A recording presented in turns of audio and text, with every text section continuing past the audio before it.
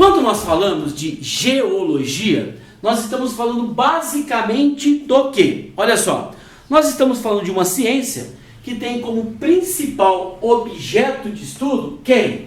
O nosso famigerado, famoso e bendito planeta. O nosso planeta Terra. O nosso planeta Terra. Perfeito? Beleza. Então, esse é o principal objeto de estudo da geologia. Legal. No entanto, o planeta Terra ele está inserido dentro de um contexto que nós vamos entender acerca de sua inserção e sua localização dentro do universo. O universo, de acordo com os estudiosos, ele tem aproximadamente entre 12 e 15 bilhões de anos. Imagine, o nosso planeta ele vai pintar nesse universo aproximadamente 10 milhões de anos depois. Então nós podemos dizer que o planeta Terra ele tem aproximadamente 4,5 bilhões de anos. Ou seja, essa garotona aqui, ó, essa meninona aqui, ó, ela já tem uma idadezinha bem avançada, não é? 4,5 bilhões de anos, certo? Bom, dentro desse contexto, existe uma situação bastante importante que inclusive já apareceu em questão de vestibular. Por quê? Quando eu falo em 4,5 bilhões de anos, eu imagino 4,5 bilhões de anos, muito tempo. No entanto, durante esses 4,5 bilhões de anos, a Terra nos oportunizou a formação de toda a sua estrutura biótica e abiótica. Então, a Terra demorou 4,5 bilhões de anos para formar sua hidrografia, suas rochas, sua vegetação, a sua dinâmica como um todo, os recursos minerais, combustíveis fósseis. Então imaginem, 4,5 bilhões de anos. É muito, não é mesmo? É bastante. Legal. Só que tem um detalhe. Esses 4,5 bilhões de anos, eles vão se formando aos poucos, com cuidado. Ou seja, a Terra, ela vai apresentar um tempo natural das coisas. Ou seja, é um tempo, como eu disse, mais vagaroso.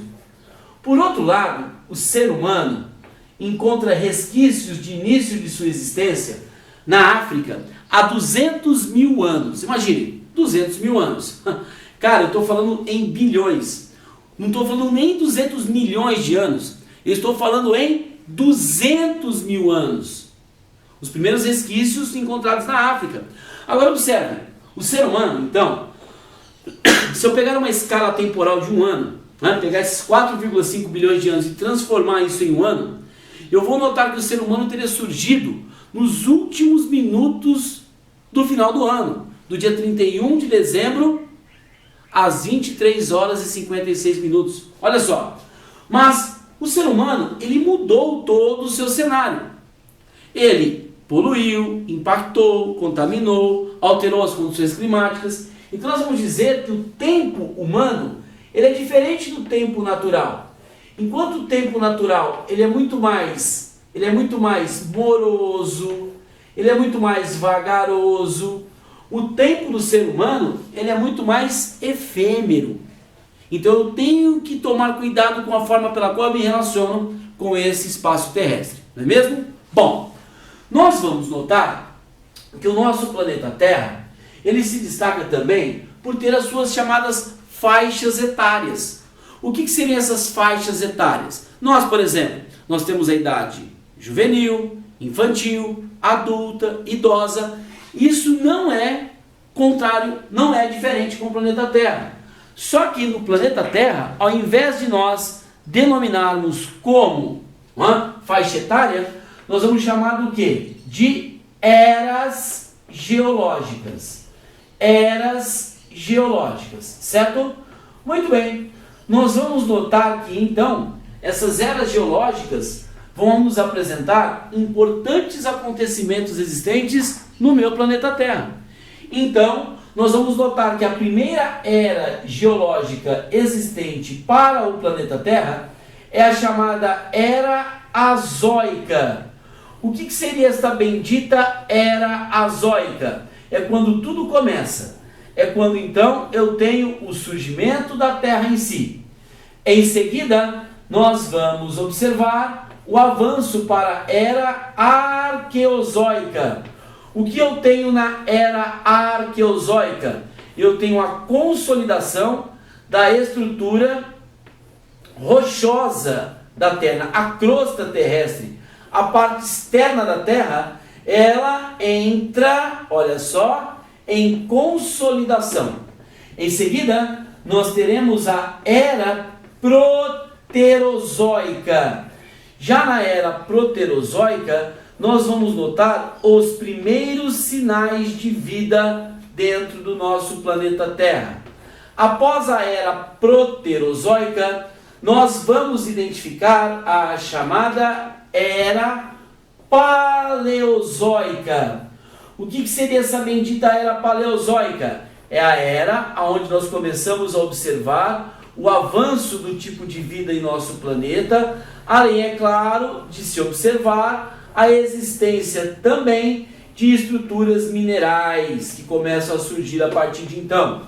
Em seguida, nós vamos encontrar a chamada Era Mesozoica.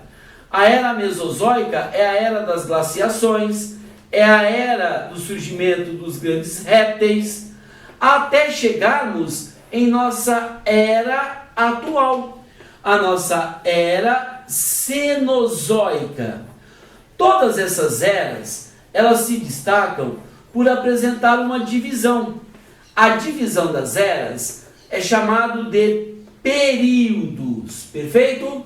Períodos. E aqui, como a nossa Era Cenozoica é a era atual, nós vamos dividir esta Era Cenozoica em dois períodos importantes.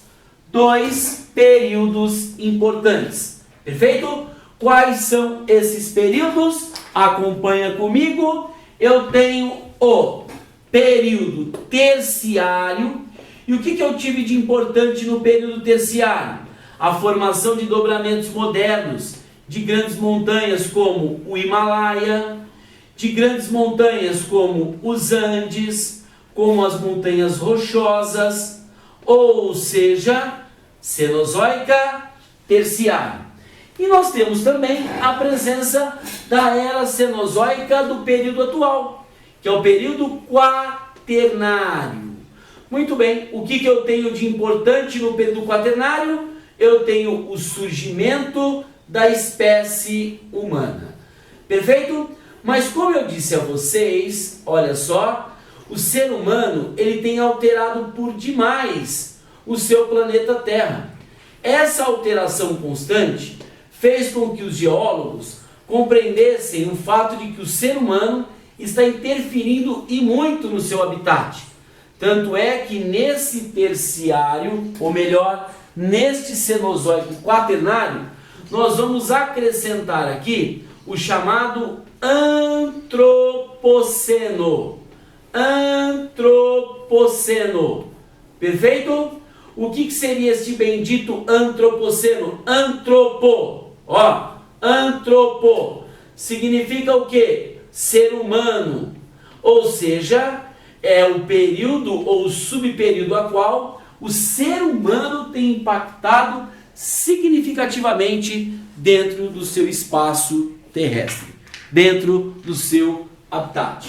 Portanto, nós vamos notar que esta é a evolução geológica temporal que nós notamos para o ser humano, para o planeta Terra e suas transformações. No entanto, algo que vai intrigar bastante os geólogos também está pelo fato da formação da estrutura da Terra em si. Como que ocorre essa formação da estrutura da Terra? Nós vamos notar que o ser humano, ele vai observar que a Terra, ela é extremamente dinâmica.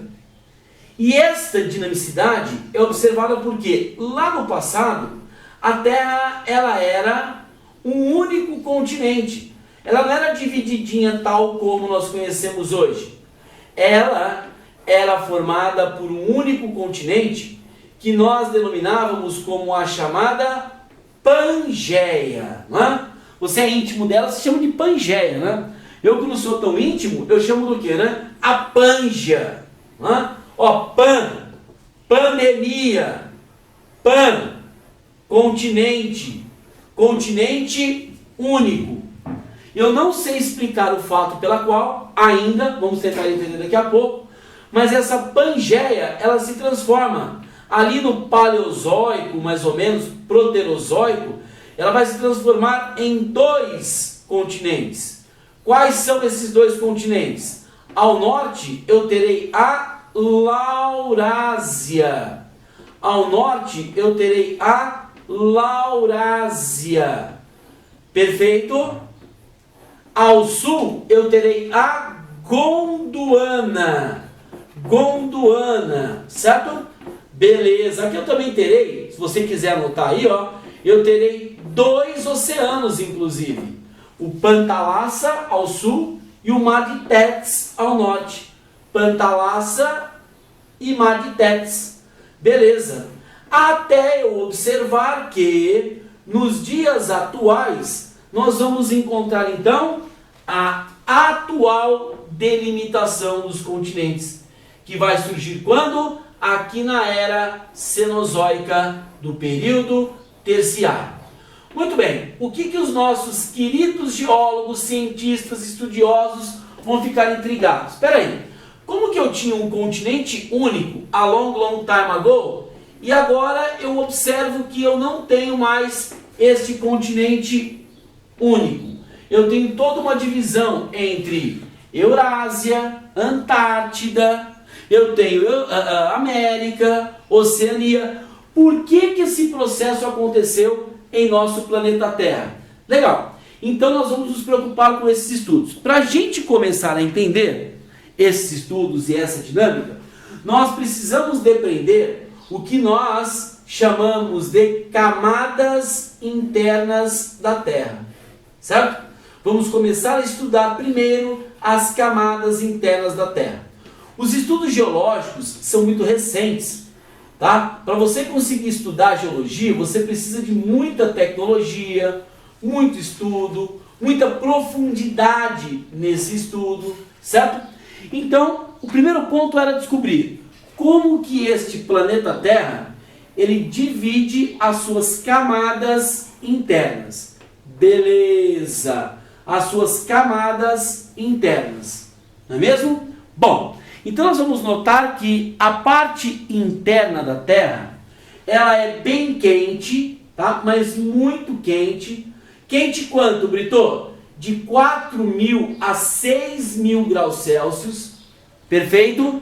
E ela terá uma composição principalmente de, olha só, de níquel e ferro. Então aqui eu tenho a presença do núcleo. Vou dar aquela abreviada marota, tá? Para caber na minha lousa. Beleza. Núcleo. Anota aí. Núcleo. Em seguida, eu tenho a minha camada intermediária. Só que a minha camada mais grossinha aqui, ó. Olha só o que eu encontro aqui. Eu encontro aqui uma região formada por silício e magnésio, formada por silício e alumínio.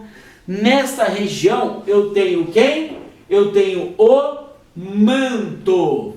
Manto, aquela abreviada marota, M, anota aí, manto. Perfeito?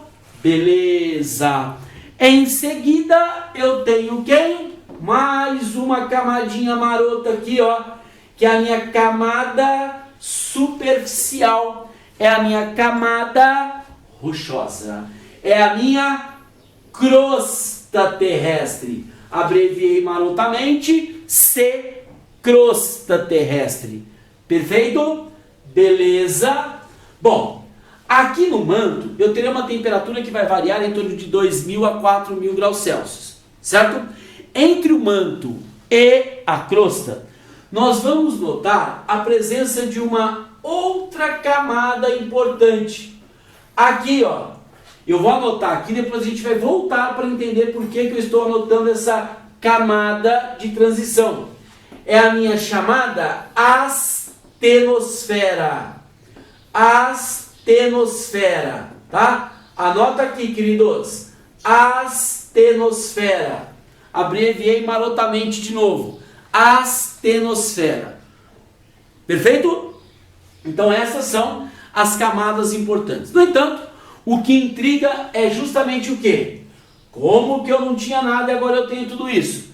Nesse sentido, alguns estudiosos tentarão explicar justamente essa chamada mobilidade dos continentes do nosso planeta. São as chamadas teorias mobilistas. Teorias mobilistas. Perfeito? O que seria basicamente esta bendita teoria mobilista? Olha só, é a teoria são as teorias que se destacam pela mobilidade do nosso planeta terrestre, da mobilidade da crosta.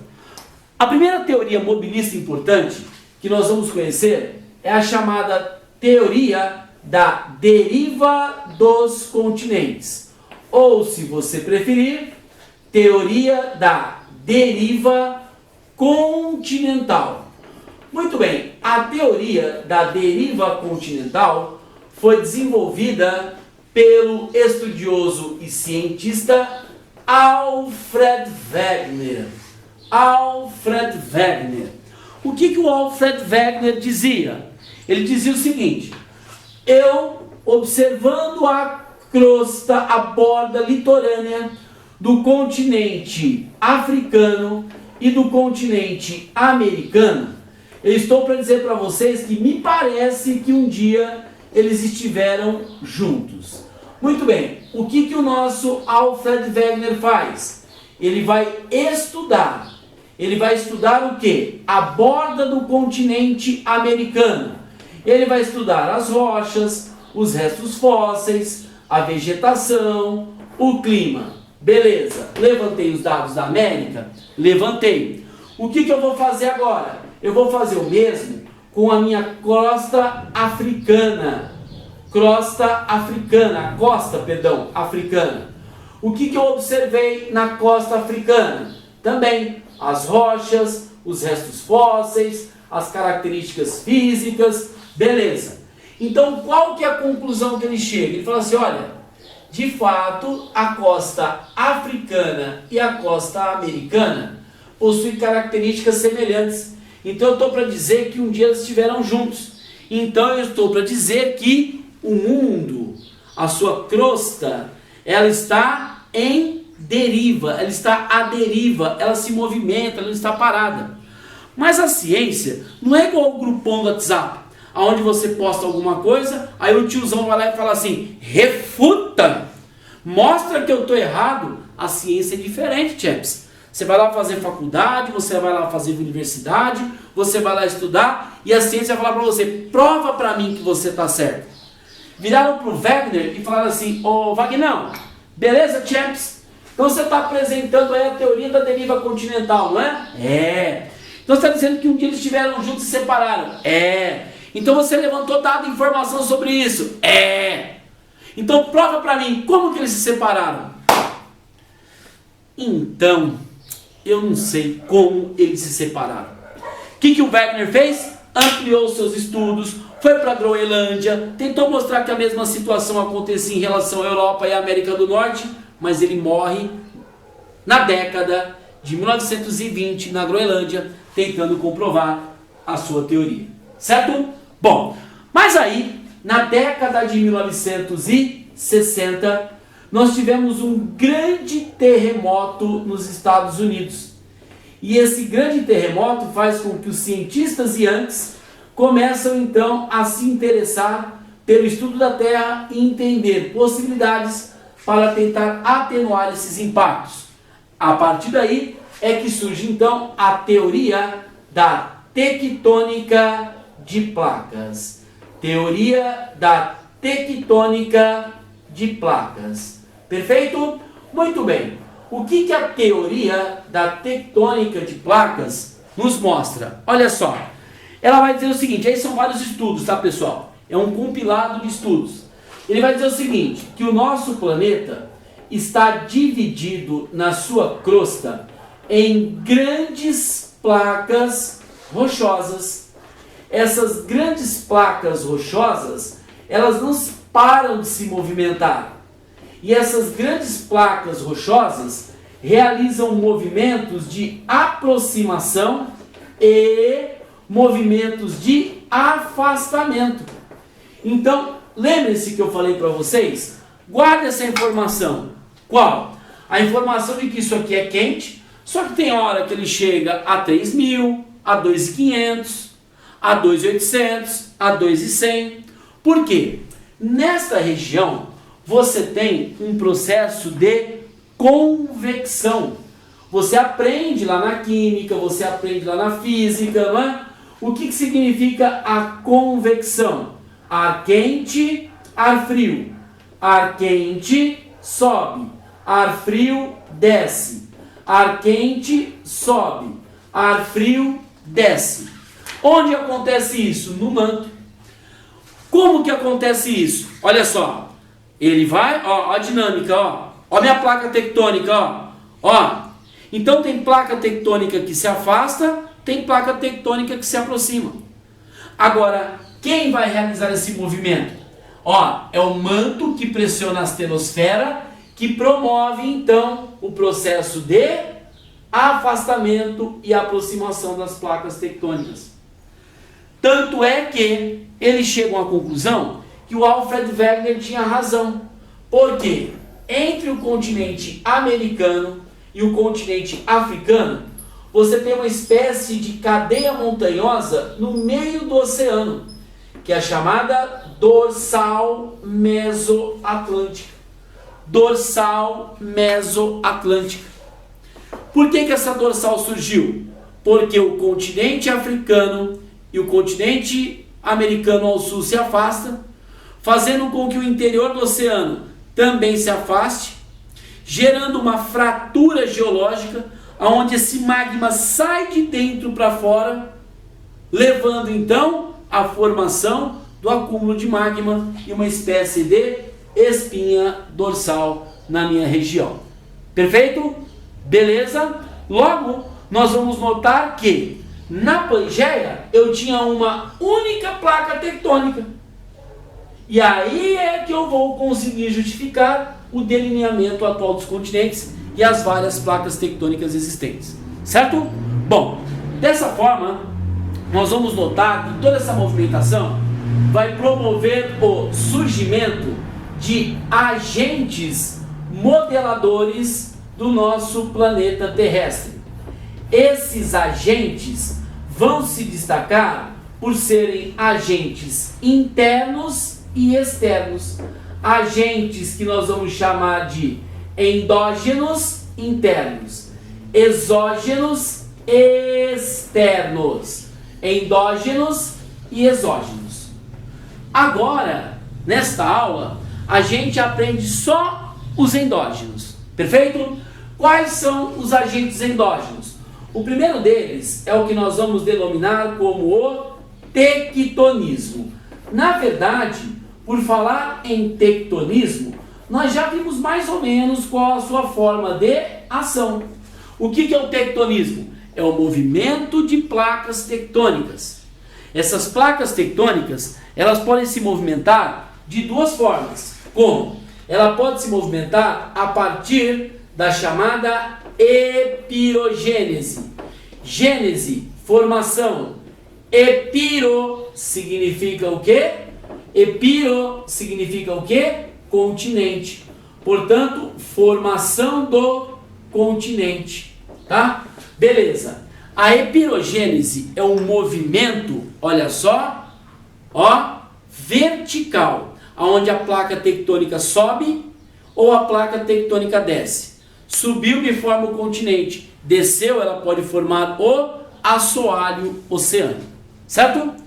Você também pode verificar um movimento horizontal, que nós denominamos como a orogênese. Orogênese. Perfeito? Orogênese. Muito bem. Já a orogênese, olha só, ela vai se destacar porque na orogênese eu tenho, ó, movimento horizontal de aproximação e distanciamento, ou de convergência e divergência. Quando eu tenho a divergência, eu tenho um falhamento, ó, falhou, ela se separou, falhou. Quando eu tenho a aproximação, eu posso ter a subducção, uma placa tectônica vai para debaixo da outra, formando as cadeias montanhosas, ou eu posso ter um movimento transversal, aonde ela raspa uma na outra. Certo? Beleza? Muito bem. Essa movimentação de placa tectônica vai gerar a emissão de ondas, que nós chamamos de ondas sísmicas. Essas ondas sísmicas chegam até a superfície e nós vamos denominar de abalos sísmicos. Abalos sísmicos. Perfeito? Quando esse abalo sísmico chega na superfície, na parte terrestre, nós vamos fazer com que então possam ser identificados terremotos. Terremotos. Quando esses abalos sísmicos chegam no mar e promovem tremores no mar, nós vamos chamar de maremoto.